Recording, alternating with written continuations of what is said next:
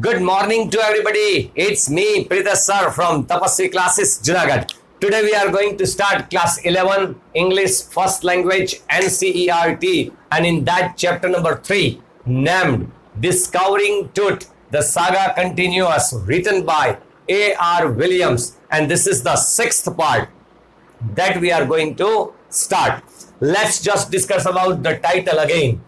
Tooth, teenager king जिसकी death हो चुकी थी छोटी सी उम्र में, उसकी डेथ क्यों हुई, उसको डिस्कवरिंग करने के लिए, इन्वेस्टिगेशन करने के लिए, और इन्वेस्टिगेशन की ये स्टोरी यानी कि सागा वो कंटिन्यूज है, राइट। तो लास्ट में सिटी स्कैन भी हुआ, राइट, सिटी स्कैन भी किया सब कुछ। तो एनाटॉमी के जो प्रोफेसर थे उसने रिवील भी किया कि चेस्ट में ब्रेस्ट बोन और फ्रंट रिब्स है वो मिसिंग है। फिर सिटी स्कैन हुआ, यानी 3 डायमेंशनल वर्चुअल बॉडी में जो स्लाइसिस ऑफ ब्रेड होती है वैसे ही एक्सरेज निकाले जाते हैं, तो उसको कंप्यूटेड टोमोग्राफी बोलते हैं। तो लेकिन जो बिगेस्ट क्वेश्चन था कि how did he die and how old was he at the time of his death, उसका आंसर अभी तक नहीं मिला, राइट। और ये लास्ट पर्सन थे किंग टूट, उसकी फैमिली में यानी उसकी डायनेस्टी है वो खत्म हो चुकी थी, राइट। लेकिन उसकी पासिंग अवे का जो पर्टिकुलर्स था, जो डिटेल्स था वो अभी भी अनक्लियर था, राइट, कि उसके डेथ के बाद की जो इफेक्ट्स थी वो भी अनक्लियर थी। तो ये हमने 5th पार्ट में कंप्लीट किया था। Now let's begin the 6th part from here on. Amenhotep III, Tut's father or grandfather, was a powerful pharaoh who ruled for almost 4 decades at the height of the 18 dynasty's golden age. Amenhotep III का तो वो Toots के father हो गए या grandfather हो गए, पता नहीं वो कौन, लेकिन शायद फादर और शायद ग्रैंडफादर, दोनों में से कोई एक है। वो पावरफुल किंग थे जिन्होंने 4 डेकेड्स यानी 40 साल तक राज किया, और 18 सेंचुरी, जब 18 सेंचुरी को डायनेस्टी का गोल्डन एज बोला जाता है, यानी उसके जो वंश है उसमें 18 सेंचुरी को गोल्डन एज के रूप में देखा जाता है। तो वहां पर एमेनहॉटेप III जो टूट्स के फादर या ग्रैंडफादर उन्होंने राज किया, वो पावरफुल किंग थे। हिज सन, और उसके जो सन थे एमेनहॉटेप IV सक्सीडेड हिम, उसके बाद में उसने संभाला गद्दी, उसने संभाली, और initiated one of the strongest periods in the history of ancient Egypt. Ancient Egypt में यह कहा जाता है कि जे एमेनहॉटेप IV का जो समय है वो स्ट्रेंजेस्ट पीरियड कहा जाता है, बहुत विचित्र पीरियड कहा जाता है, विचित्र टाइम कहा जाता है। उसकी शुरुआत एमेनहॉटेप IV के समय में हुई। द न्यू फेरो, ये जो नए किंग थे, promoted the worship of Aten the sun disk and changed his name to Akhenaten और servant of the Aten, and moved the religious capital from the old city of Thebes to the new city of Akhenaten, now known as Amarna. जो ये नए फेरो थे, king थे, वो worship कर रहे थे एटेन की, यानी कि द सन डिस्क की। अब वो उन्होंने सन डिस्क की वर्शिप करना शुरू किया, तो इसलिए उसने अपना नाम भी चेंज कर लिया, एखेननेटन नाम रख लिया, यानी उसका मतलब होता है सर्वेंट ऑफ द एटेन। और जो रिलीजियस कैपिटल था, जो ओल्ड सिटी थी थीब्स, उसको भी उसने चेंज कर दिया और मूव कर दी कैपिटल को न्यू सिटी अखेननेटन, जो आज नॉन एज अमरना के रूप में जानी जाती है।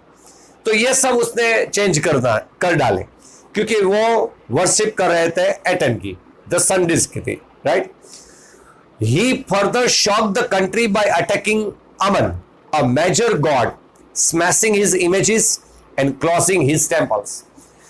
पूरी कंट्री इजिप्ट को उसने शॉक कर दिया जब उन्होंने अटैक किया अमुन। ये अमुन क्या है, जो मेजर गॉड थे वहां के, तो उसकी इमेजेस को उसने स्मैशिंग कर दिया, ब्रेकिंग कर दिया, तोड़ दिया, और उसके जो टेम्पल्स बने हुए थे उसको क्लोज कर दिया। तो ये सब करके उसने पूरी कंट्री को शॉक में डाल दिया। It must have been a horrific time, said Ray Johnson, director of the University of Chicago's research centre in Luxor, the site of the ancient Thebes. Egypt में जो एंशियंट थीब्स है उसकी जगह पर लग्जर है। लग्जर में ये यूनिवर्सिटी ऑफ शिकागो का रिसर्च सेंटर है। उसके जो डायरेक्टर है रे जॉनसन, उसने कहा कि ये जो समय था अखननेटन का, और ये जो किंग थे उसका जो समय था, ये हॉरिफिक टाइम था। Horrific time, that is called shocking और फ्राइटनिंग टाइम। ये डरावना सा समय था ये उसकी, जब उन्होंने ये संभाला तब ये रिसर्च में उसने ऐसा पाया कि ये हॉरिबल टाइम है। The family that had ruled for centuries was coming to an end, and then Akhenaten went a little wacky. जो परिवार, जो फैमिली जिन्होंने सेंचुरीज तक रूल किया इजिप्ट में, वो कमिंग टू एन एंड, और अखेननेटन वो वैकी हो चुके थे थोड़े। वैकी यानी behaving in a slightly odd way, odd behave हो चुका था उसका।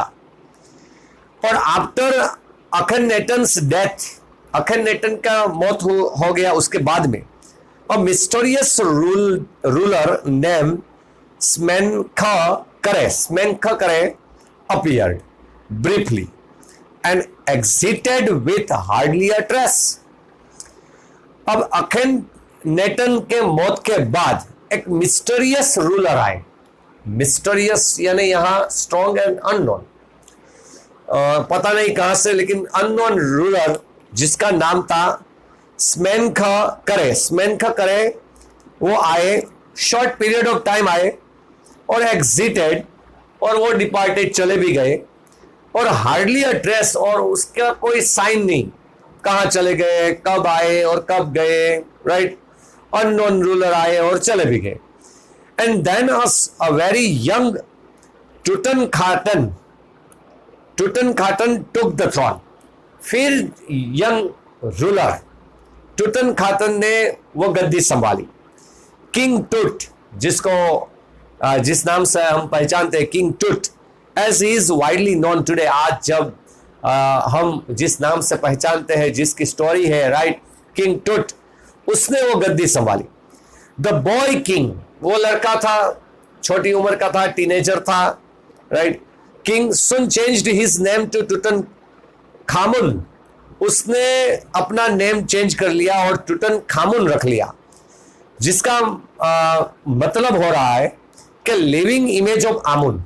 आमुन को फिर से लिविंग इमेज बनाना, उसका मतलब ये हो रहा है।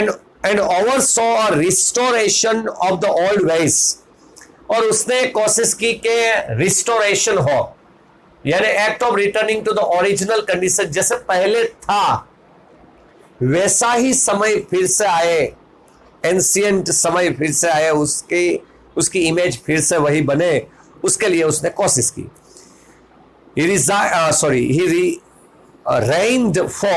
he reigned for about 9 years। reigned यानी ruled, 9 years तक उसने रूल किया इजिप्ट में। एंड देन डाइड अनएक्सपेक्टेडली, और उसके बाद में उसकी मौत हो गई, लेकिन अनएक्सपेक्टेडली कैसे हुई पता नहीं। Regardless of his fame and the speculations about his fate, अब उसका नाम, इतना स्पेक्यूलेशंस होती है, कई गैस हो रहे हैं, कई ओपिनियन है उसके फैट के बारे में, क्यों हुई मौत उसके बारे में, ये सबको बात कर दीजिए। तो टूट is one mummy among many in Egypt. तो टूट भी एक ममी है, इजिप्ट में कई सारी मम्मी है, उसके जैसे ही टूट की भी एक मम्मी है। How many in Egypt no one knows. इजिप्ट में कितनी मम्मी है कोई नहीं जानता। The Egyptian mummy project which began an inventory in late 2003 has recorded almost 600 so far। अब ये मम्मी को काउंट करने का इजिप्शियन मम्मी प्रोजेक्ट जो लिस्ट बनाता, जो इन्वेंटरी बनाता, जो शोध करके लिस्ट बनाता, वो 2003 में लिस्ट वो बनी, उसकी शुरुआत हुई, तो उसमें रिकॉर्ड किए गए 600, अभी तक 600 रिकॉर्ड किए गए कि 600 मम्मी है इजिप्ट में, एंड स्टिल काउंटिंग, और अभी भी वो काउंटिंग चालू है।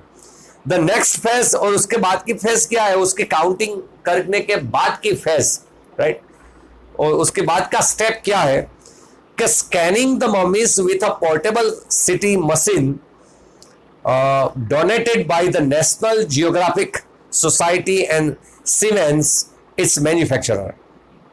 National geography society and siemens जो उसके मैन्युफैक्चरर है सिटी स्कैनर मशीन के, उसने सिटी मशीन डोनेट की, और उस डोनेट में पोर्टेबल छोटी सी मशीन उसने डोनेट की, और उसमें इन सभी मम्मी को स्कैनिंग किया जाता। और king Tut is one of the first mummies to be scan, और किंग टूट की मम्मी भी इतनी मम्मीज में से एक जिसको स्कैन किया जाना। In death as in life moving regally ahead of its countryman, जब वो जिंदा थे तब उसके कंट्रीमैन से आगे रहे, एज अ किंग बन के रहे, राइट, किंग मैनर की तरह रहे। और मौत के बाद में भी स्कैनिंग की जब बारी आई, मम्मी इतनी सारी कंट्रीमैन की मम्मी है, उसमें भी वो डेथ के बाद में भी वो आगे ही रहे, सब कंट्रीमैन से आगे ही रहे, और उसमें भी स्कैनिंग में वो उसके पहली बारी आई। तो ये हमारा 6 part. Take a screenshot first so that you can write it down all this difficult word meanings, right. Wonderful story continues, still discovering Tut, the saga continues, right? Still the title perfectly matches with this story, right? अब इसके आगे के बारे में हम next part में लेंगे। Have a nice day, good bye.